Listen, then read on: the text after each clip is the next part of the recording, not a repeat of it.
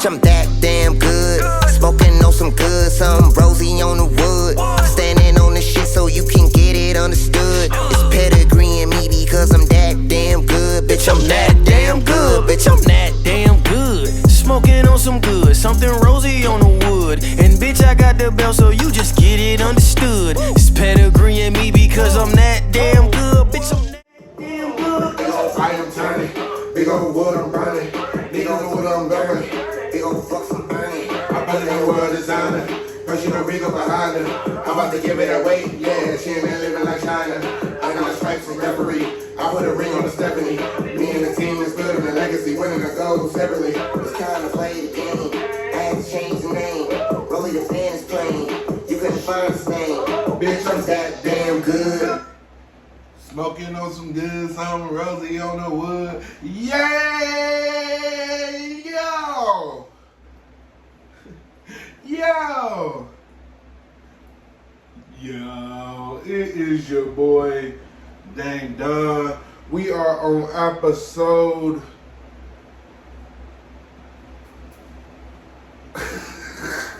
We on episode 11, you feel me? We are on episode 11, and this is a wrestling episode.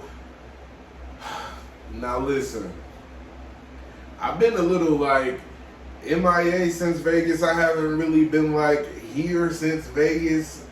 I have been, but I haven't been. So there's been like a lot that needs to be covered. So like I'm not gonna be going down in like in the format of what I would normally do of like this show, this show, this show. I'm kind of going to be all over the place just because there's so much I need to cover. First of all, Big E is our new WWE World Heavyweight Champion, bro. Big fucking congratulations to Big E cashing in the Money in the Bank briefcase successfully on Bobby Lashley. Now, I'm not gonna lie, I was pissed that they actually spoiled this cash in. Like, wow, they had announced it previously, and he's like, oh, let's let the cat out the bag. I'll be cashing in. Like, why? That really irritated me that they spoiled it. But I'm very happy that he actually did cash in and actually did become the third black champion in WWE. And I know everybody wants to say, oh, The Rock is black. Oh, The Rock's dad is black. Shut up. Because nobody made a big deal about The Rock being a black WWE champion. Nobody cared about The Rock being a WWE champion until Kofi became WWE champion. The Rock was literally Samoan his whole fucking career until Kofi won the championship, and then everybody goes, oh, he's the second. Oh, he's the second. No. The Rock was always billed as being Samoan, and you can't just turn back and be black now because somebody else black did it first. So he is the third black WWE champion. Argue with your fucking mama. I don't care to argue. WWE 2K22 is not going to be released until March of 2022. And so for those of you that don't know, we haven't gotten a wrestling game since 2019. When they released WWE 2K20, the 2K20 was so bad, they told them don't even release another game. Then I guess like all of the releases from the roster made them push the game back. So like it's a really long time. I feel like if you're a gamer right now and you don't play 2K, like you're kind of suffering. Like the game has been so fucking boring because everybody's been on 2K. I can't get a fucking squad on Warzone, nothing. I have been playing Cold War a little bit, and like that's something else. But we're not getting WWE 2K22 until March of 2022, which is a long fucking time. It's about 6 some months, but I mean, with the way time is going, it will have it sooner. Like, it'll come fast, basically, is what I'm trying to say. But that is a long fucking time. I know a couple weeks ago I asked, where was Asuka? Where was Asuka? So apparently Asuka is dealing with an arm injury. Asuka is out and will be back soon. I guess they didn't report her injury. Speaking of injuries, MVP is out indefinitely. He's getting his knee replaced. I guess he had like a torn meniscus, I think he said. I think it was a torn meniscus. So he had a torn meniscus. So he's getting surgery to go ahead and get that prepared. The Iconics. Iconic!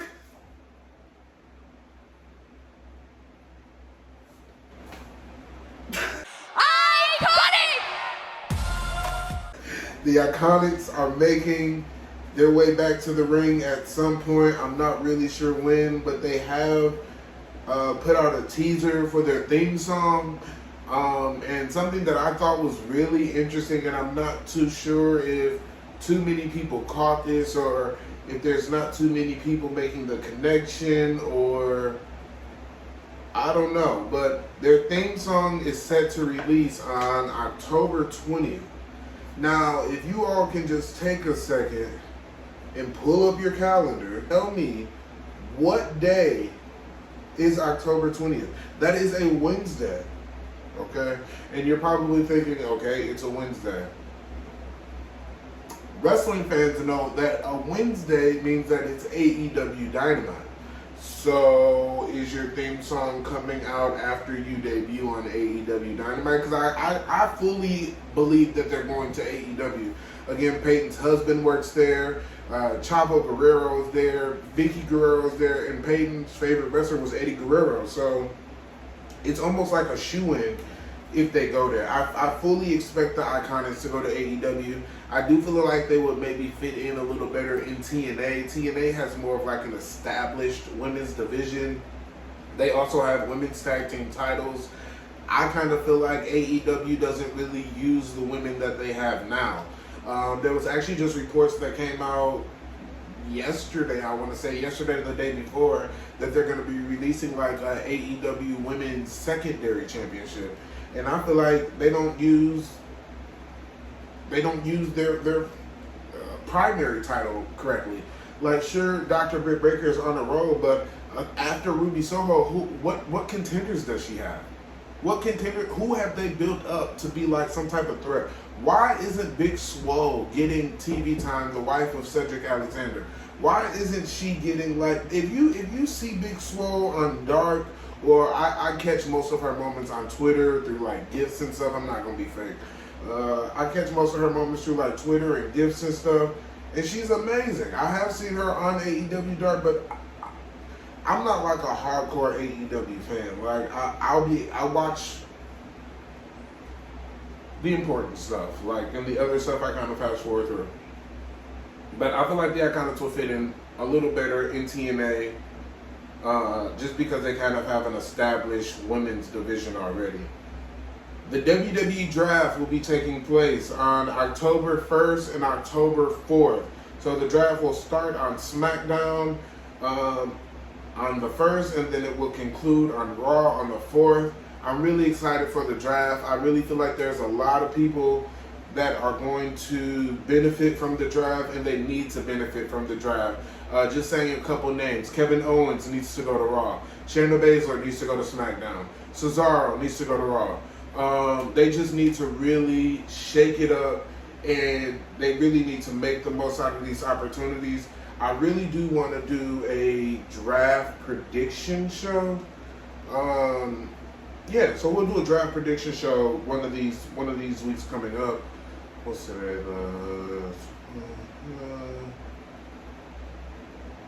Oh yeah, so we could probably do a draft prediction show next week, because the first week of the draft is next week. Damn, time is moving fast. So okay, maybe we can do a draft prediction show.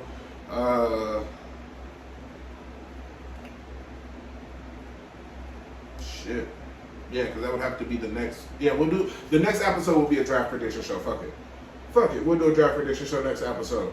So I was recently on WWE Shop. There is officially no more Daniel Bryan merchandise.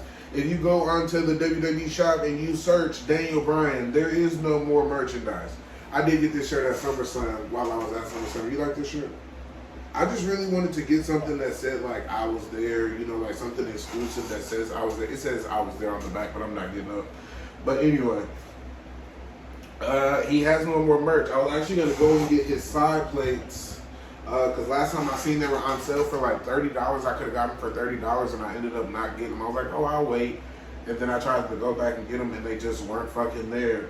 And the side plates are normally $100. So to get them for $30 is pretty much a steal. I got those on sale for like $60.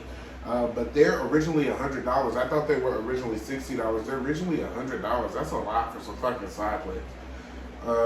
But there is no more Daniel Bryan merch. There is no more Daniel Bryan side plates, shirts, scarves, anything like that. But you can go ahead and get his Bryan Danielson gear off ProWrestlingTees.com. That is a cheap plug. Pro Wrestling Tees, you are welcome. I will also be ordering me a Daniel Bryan shirt just because I need to keep track. Daniel Bryan was actually the first person that I bought WWE merch for when he retired. And they released like these thank you shirts. It was like thank you Daniel Bryan or whatever. That was actually the first shirt I ever bought off WWE Shop. And so I've always kind of bought I bought all his shirts pretty much since then, except the last design with like the Yes plant. I just didn't really like it. And I also didn't buy the one that said Yes is dead. And I kind of feel like I need that shirt to complete my collection because I have thank you, then Yes is back, then Daniel Bryan, then like nothing. So I kind of feel like I need that Yes is dead shirt, but I can't get it. Okay, just fuck it. NXT 2.0. Now, I know NXT 2.0 has been getting a lot of different reviews, a lot of different backlash from people and things like that. I personally really enjoy NXT 2.0. I watched the second episode yesterday. I feel like it really feels like the early stages of NXT. Not so much like the game show portion, but like right after the game show portion when it was like right on Hulu and everything was really character based.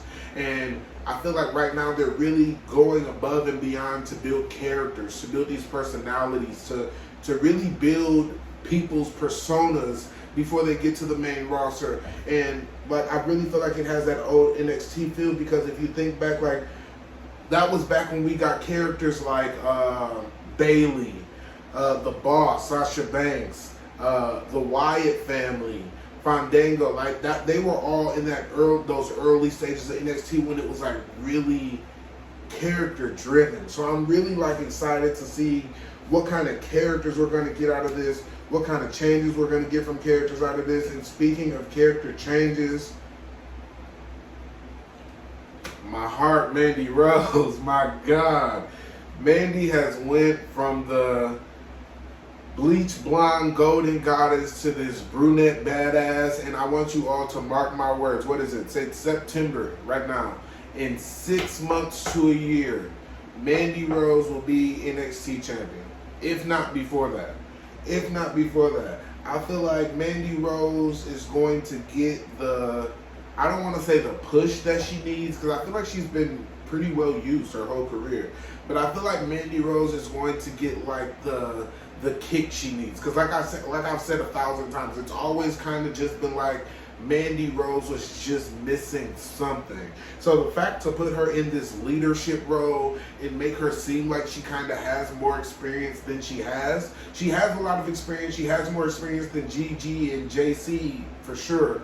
But it's not like she's like the Page of Absolution or, you know, like something like that. It's not like she's like in this really hierarchy experience position.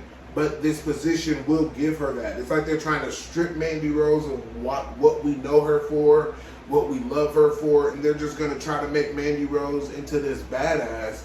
And I really do feel like at this point, only Mandy Rose can make this fail. They clearly, you know, see something in her. They put her back down into NXT. They're clearly showing her that they're paying attention by having her dye her hair and, you know, really giving her TV time every week. She needs to work on her promos. She's definitely come a long way in the ring. But I feel like this NXT move is going to be exactly what Mandy Rose needs. Exactly what she needs. Hit Row, the female in Hit Row finally made her her in-ring debut. And honestly, I wasn't really impressed. I wasn't really impressed at all. I kind of just feel like she... Like, you can tell that she needs to perfect her craft. But I also feel like she just kind of feels like she's just like going through the motions. Like she's just there. I feel like she's better on the mic than she is in the ring. Another person that I feel like just kind of goes through the motions is the lady that is tagged up with Casey Catanzaro. What's the lady with the green contacts? Casey, and she got like the blonde braids and the green contacts.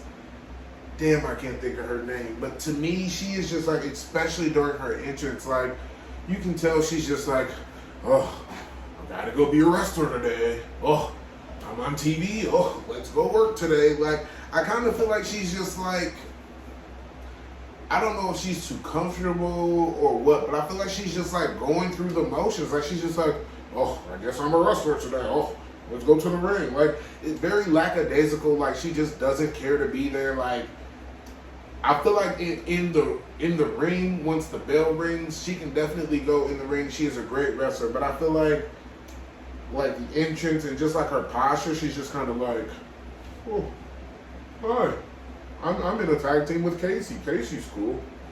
I'm just kind of here. Like, I don't know. I don't like the contacts. I don't know if she's supposed to be like Ember Moon's little sister. I don't know what the fuck is going on with her. Rick Steiner's son has made his NXT debut, and it's obvious that they see a lot in him. They've given him the name of Braun Breaker instead of just, letting him go with the last name of Steiner. But we do know that Triple H has had a very, very long history with Scott Steiner. They do not like each other. Scott Steiner was like on the ban list from the Hall of Fame a couple years ago. Like, they literally had his picture up saying don't let him in. Like, there's bad blood between the Steiners and the WWE. I wouldn't say bad blood, but it's kind of bad blood. It's kind of bad blood. I am a big fan of Carmelo. Melo don't miss, the NXT breakout star. I'm also a fan of the guy that he's with that kind of looks like Velveteen Dream. I kind of feel like they're a really good tag team. I really just enjoy the fact that NXT are just kind of letting black people be black. Like, I just really enjoy that. Like, like, for a long time, we've always kind of gotten, like, these black people that seemed like they were trying to be, white, or they were trying to just be really bubbly, or, like, it just felt like they weren't themselves. You know what I'm saying? Like, I feel like Naomi, when Naomi was here, Naomi was probably, like, the closest we had to that before we got, like, Bianca Belair. Like, we were never, like, as a kid, I would never see a fucking female wrestling with edges and all that, like, Bianca Belair is now. Like, that shit was, like, not heard of when I was a kid. So I think it's great that they're just letting black people be black. And I feel like a tag team that really kind of opened the doors for that in NXT is the Street Profits. Montez Ford and Angelo Dawkins. I really enjoy them as a tag team. Montez Ford's Frog Splash is fucking crazy. Like, the way he can just completely rotate his body in the air, like, the man is a freak of nature. He's a freak of nature. Congratulations to Roderick Strong, who is the new Cruiserweight champion down in NXT. I'm really happy to see Roderick Strong is still down in NXT, going strong. Now being the leader of the Diamond Mine, went from being a member of Undisputed Era to, completely something different, leading his own group entirely. I really do enjoy this. I feel like this is a great, great fit for Roderick Strong, and I'm just really, interested to see where this goes with him being NXT champion. It was said that Triple H has had heart surgery. Here at the Common Sense Ain't Common podcast, want to just take the time and well wishes over to Triple H. I know you probably won't hear this, but we want to send you over well wishes in your heart surgery. Frankie Monet versus Raquel will be for the Women's Championship, and I love Frankie Monet, the wife of John Morrison. I love her. The entrance, she is just a fucking star. I've liked her since she was like Talia Valkyrie down in NXT. I'm sorry, down in TNA. And I kind of like now that she's gotten like a little thick, like she got some meat on her bones. If you would have seen her down in and why I keep saying NXT, down in TNA, she was a lot thinner. I do feel like when she's thinner, she works better in the ring, but I love how the weight looks on her. I kind of feel like her in-ring style is kind of catered to how she was when she was smaller. So I feel like once she gets in the groove of things and she's able to like fluctuate her weight in the ring in a good way, she'll be great. Like she does look great, but I feel like her in-ring style, I feel like she's just kind of used to working smaller. Pete Dunne has resigned with NXT, and I personally did not see that as a surprise. I was a little nervous just because everybody's leaving at this point. I was very nervous. I was very nervous. But Pete Dunne has resigned. Pete Dunne has a lot of loyalty to Triple H. Triple H did promise him that show, the NXT UK show, and he did go ahead and deliver that show to him. So I feel like Pete Dunne, it's going to take a lot for Pete Dunne to leave. It's obvious he's not going to the main roster. I don't know if that's, at this point it has to just be something he doesn't want to do. He's gotten in phenomenal shape. He's really like fit and in shape now. He looks incredible, but I don't think he wants to go to the main roster. Who the fuck are the NXT Women's Tag Team Champions? I know it's Io and some other person, but I feel like since these champions have come in, they've kind of been pretty much a flop. Like, nobody cares about the NXT Tag Team Champions. They're not on TV half the time. I don't even remember who the champions are half the time. And I kind of feel like since Io lost the championship, it's kind of just been, like, I feel like they don't really know what to do with her after she lost the title. Like, I don't know why she's not on the main roster. And that could be her personal choice too. She may not have wanted to go to the main roster. I would personally have enjoyed to see Io on the main roster. But again, maybe that's not something she wanted to do. But I kind of feel like they don't know what they want to do with her at all. I feel like they don't know. I do feel like they need to lose these tag team championships. Toxic Attraction, Mandy Rose's new group, JC and Gigi. Gigi Orange Page, she looks exactly like a younger Orange Page to me. Like, her name is Orange Page. They have a shot at the NXT Women's Tag Team Championships next week. So, we'll see how that goes. I kind of see them taking the titles and kind of elevating them. Toxic Attraction is getting TV time every week. We haven't seen them we haven't seen Io and her partner in quite some time. And I'm pretty sure Mandy Rose is going to, play a factor in the outcome of the match for sure. Samoa Joe has been injured and had to relinquish the WWE Championship just days before NXT 2.0 was established, and people are saying that 2.0 is being ran by Vince McMahon and things like that. But it was denied later that it's not being ran by Vince McMahon. I don't know. I think people just think too much into things.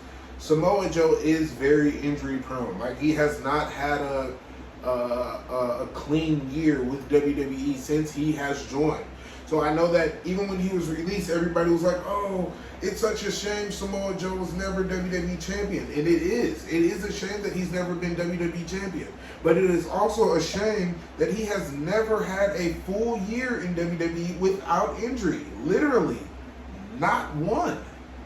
Not one. So why would they put the title on somebody and then, so say they put the title on you and then they're planning out like this big 6 to 8 month long title reign for you, and it's planned, we know exactly what we're gonna do with you for the next 6 to 8 months, and then you get injured the second month going in.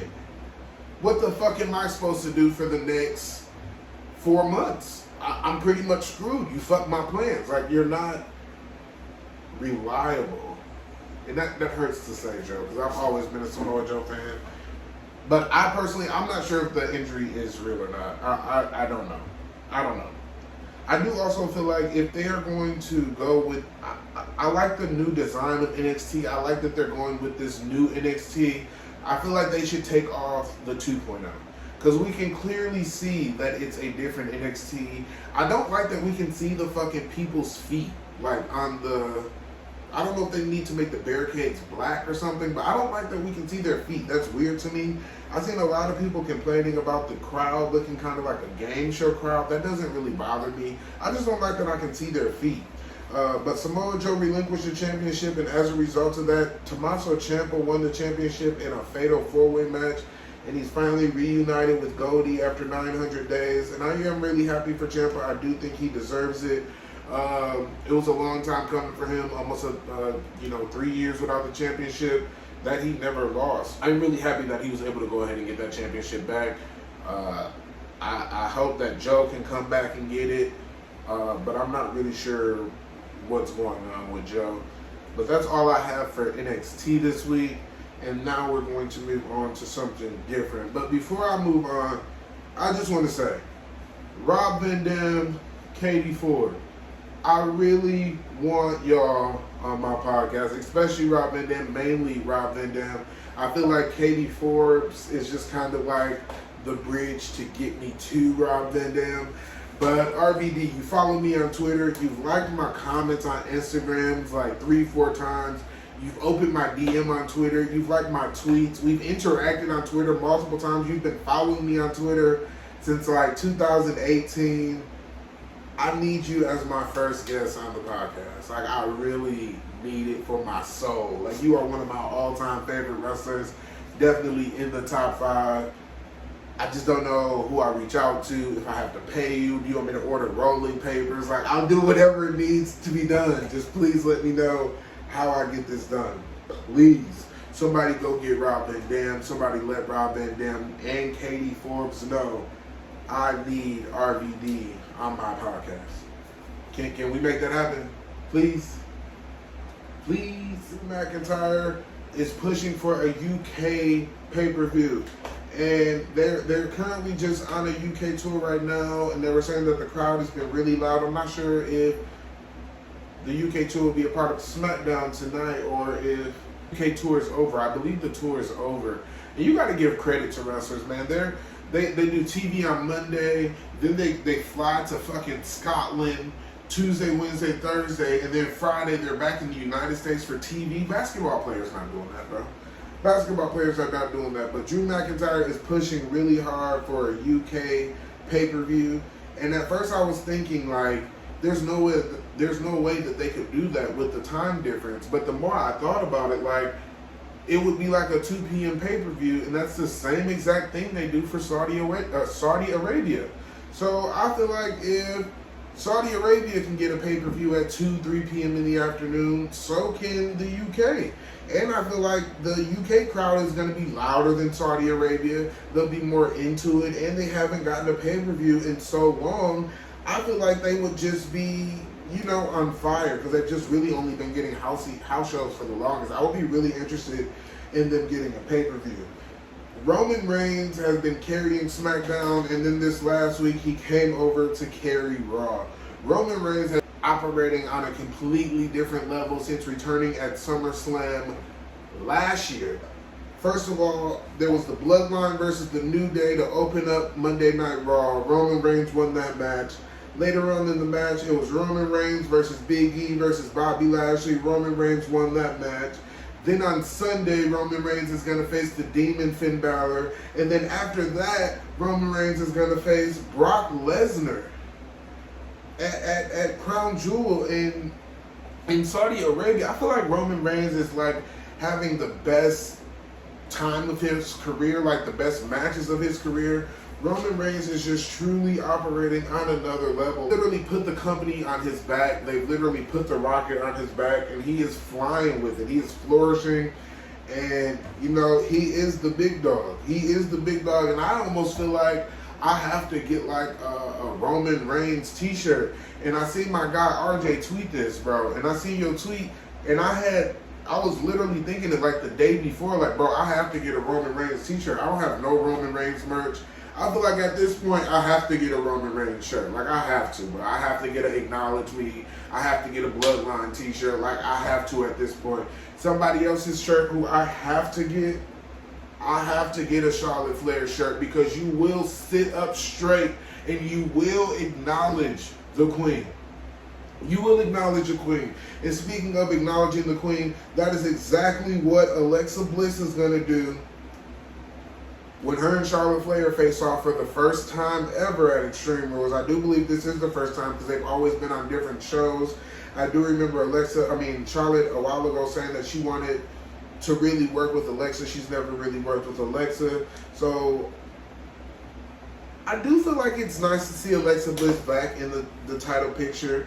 But I really feel like Charlotte needs like a nice long reign.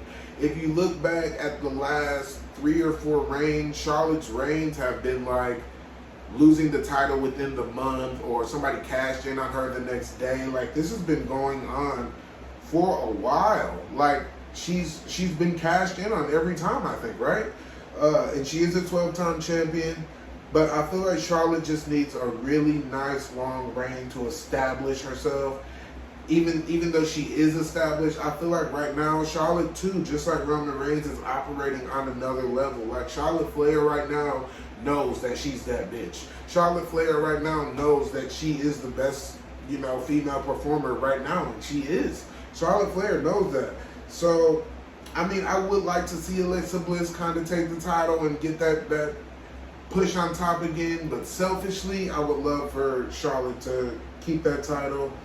The promos have been great between Alexa and Charlotte. They just did this whole, oh, that's not original thing, and everybody's, going with the, oh, she said that's not original because she's using Bray Wyatt's thing.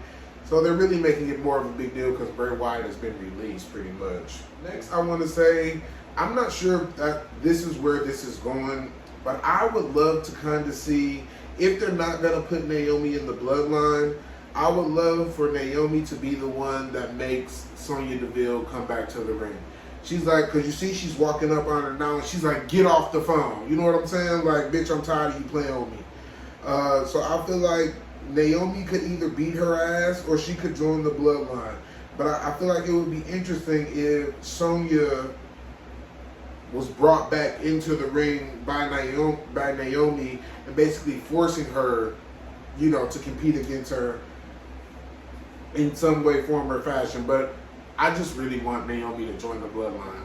I feel like that's a good idea if they want to have Naomi bring Sonya back, but she doesn't have to.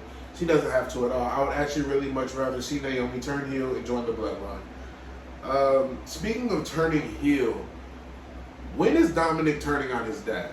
I see they're planting the seeds, like, slowly but surely, like, of him getting frustrated, and Sami Zayn saying, oh, you're only beating me, or I'm only beating you because your dad is interfering. At some point, Dominic is going to turn on Ray, and it needs to happen. This needs to happen. Dominic needs to turn on Ray to establish himself. The only thing I feel like Dominic is not all there in the ring. So I feel like if he does turn on Ray, he's kind of going to flounder. I feel like he needs to turn on Ray and then go down to NXT and perfect his craft. And especially with it being more character-based and things like that, I feel like he will really benefit from that, and not being lost in his dad's shadow doing the double 619 and all this. I feel like they could really turn Dominic heel by having him turn on his dad and then send him down to NXT a couple months later. I feel like that would be great for Dominic because he still does need to do some work in the ring. Speaking of turning heel on your partner, Shayna Baszler has turned heel on Nia Jax, and it looks like they may be giving Shayna some type of push. I personally do not see them giving Shayna the championship. I don't see Vince pushing Shayna simply because she looks like a lesbian.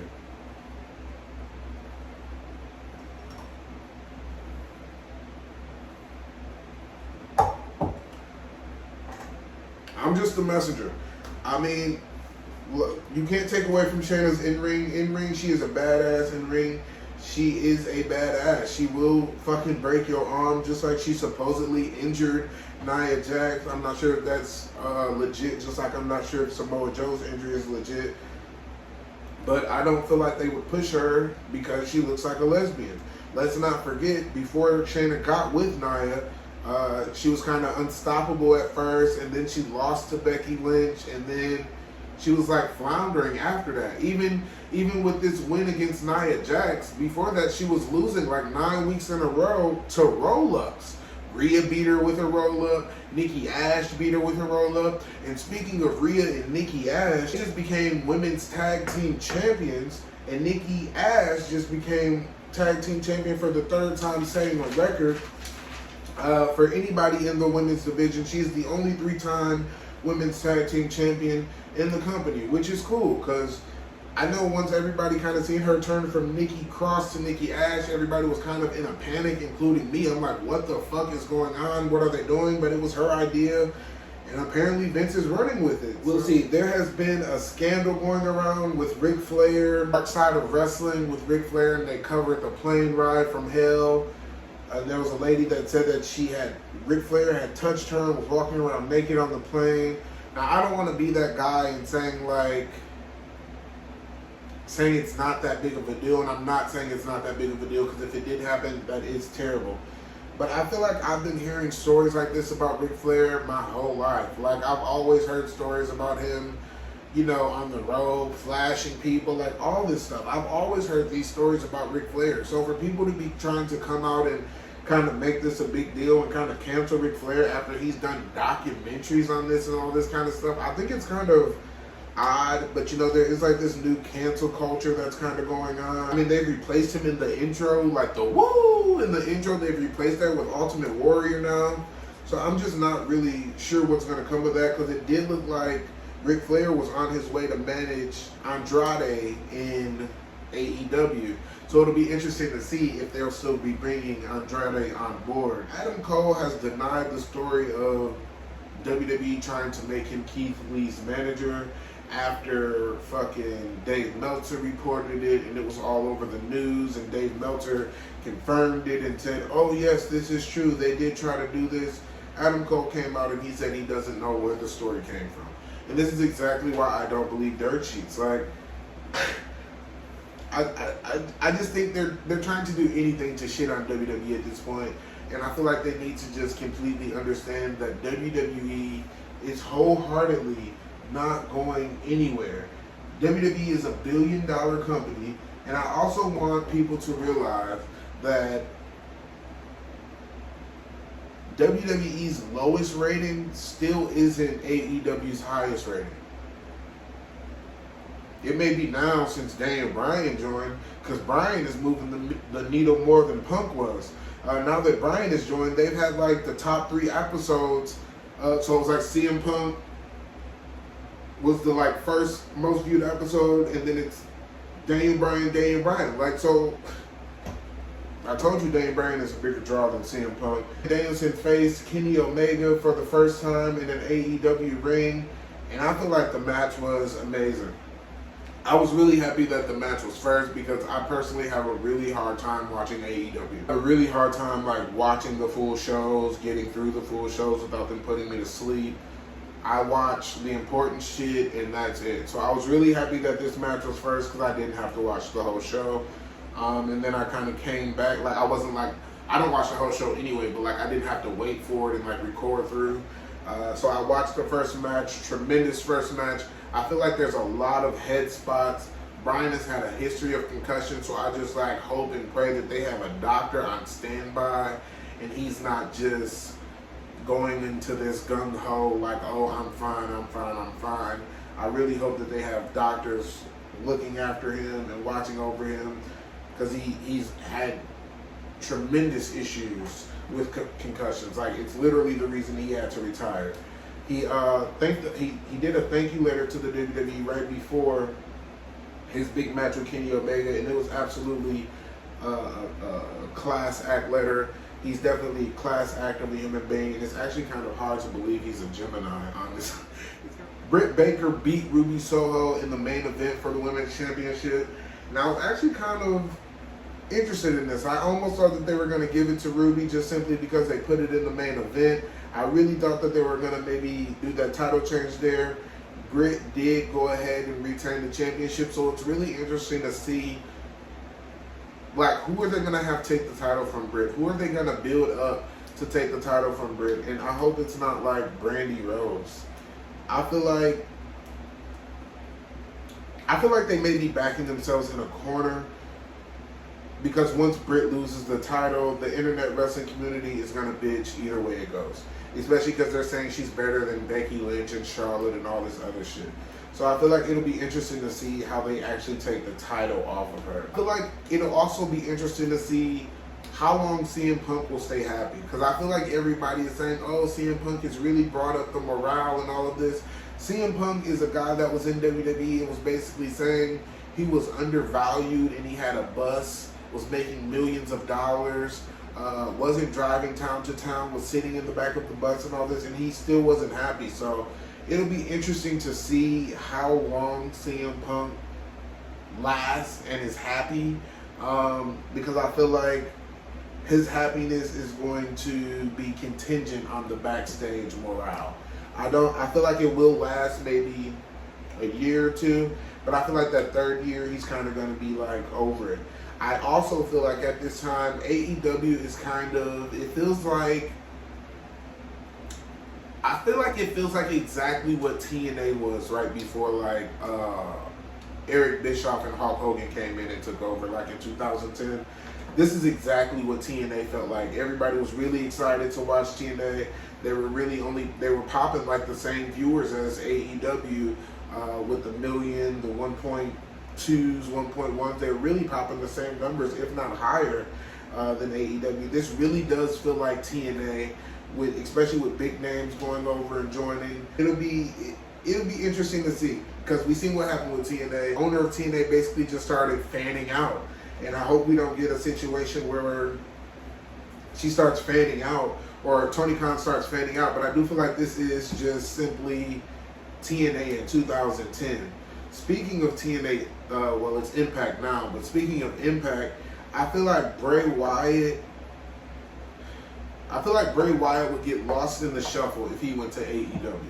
I feel like Bray Wyatt could really go to Impact and make Impact his own, make Impact his home, and make people want to watch Impact the same way Broken Matt Hardy did. Because nobody was watching Impact and nobody gave a fuck about Impact until Matt Hardy started doing this Brother Nero, Broken Matt Hardy shit. I just really feel like Impact needs to step it up. Like, they need to make people watch Impact. They need to make people want to watch Impact. And I really do feel like that Bray Wyatt could be the driving force behind that, kind of how BRYAN Danielson and CM Punk and Chris Jericho, Darby Allin, like those people are in AEW. I feel like he can kind of go there and put the company on his back exactly like Matt Hardy did. It does look like they are going to go ahead and be honoring Daphne with a Knockouts Knockdown pay-per-view special that they used to do. And they're doing that in the honor of Daphne. Awesome Kong has retired and was inducted into the TNA Hall of Fame, and they dedicate that speech to Daphne. And again, it's really unfortunate that Daphne did take her life. They did have a Monsters Ball match in honor of Daphne. I really wish the Beautiful People would have been on this show in some way, form, or fashion. The Beautiful People were the ones that actually brought in Daphne as the governor. And she's always coming in, you betcha, you betcha. I really wish that they would have been in the show. I do know that they're working in separate companies. Angelina is in ROH and Velvet Sky is in NWA, I believe. So I'm sure maybe they could do it contractually. I'm really happy I said that right. Maybe they could do it contractually, but I do feel like maybe they should have been able to work it out, because they brought her in, and I know that they have personal bad blood, but personal issues aside, I really wish that they would have been there. But other than that, the knockouts on Impact are absolutely killing it. And I also was thinking about, this is completely off subject, I'm done with the topics for the day, but this is just something I wanted to ask y'all. I feel like for the wrestling episodes, I kind of want to switch over and change it to like Saturday mornings instead of Fridays. Because I feel like when I'm dropping on a Friday, I'm missing so much of that live SmackDown like that night.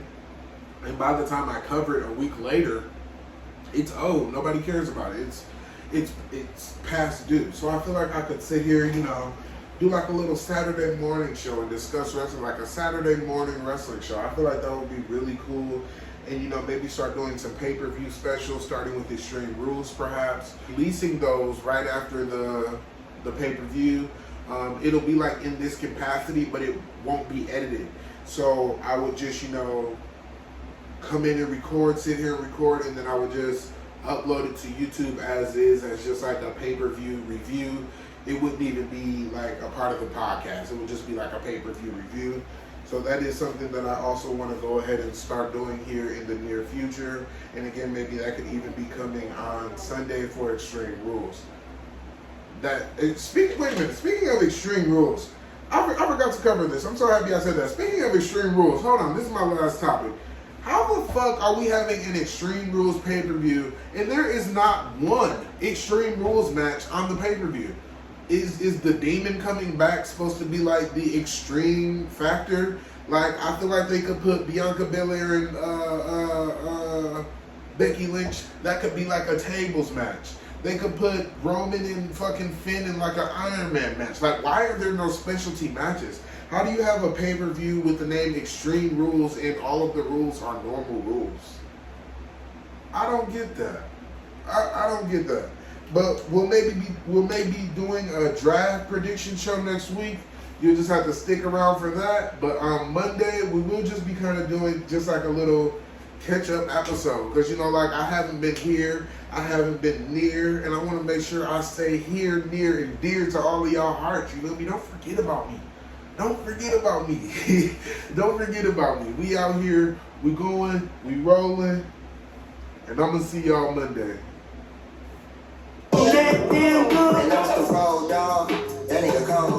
I got a cold shoulder for a fuck nigga if he prove he a mog. I'm pulling up, I got the hammer. I threw an X on the banner. She ain't there throwing that ass at me, but I would not fuck if she Bama. She call me Billy like badass, I call her Billy like Jean. I never slack on the fast cash, even the jacket is jean. If it's a problem, I'm coming direct, I ended up making a scene. Cause